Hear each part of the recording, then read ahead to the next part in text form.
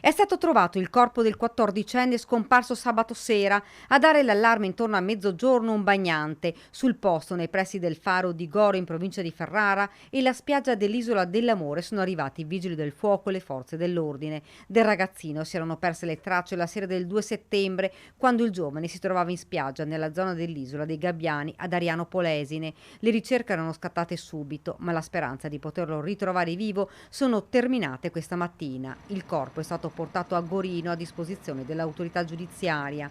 Solo ieri sera un'altra tragedia ha segnato quest'estate veneta, l'ennesimo incidente sul lago di Garda. Dopo la morte di Anna Lorenza e Francesco Zanetti è stato trovato senza vita a 18 metri di profondità e a 330 metri dalla costa un giovane di origini senegalesi, 27enne, che si era tuffato sulla sponda veronese del Garda. Il ragazzo, che si trovava su una nave da mini crociera, aveva deciso di fare il bagno assieme ad altri turisti.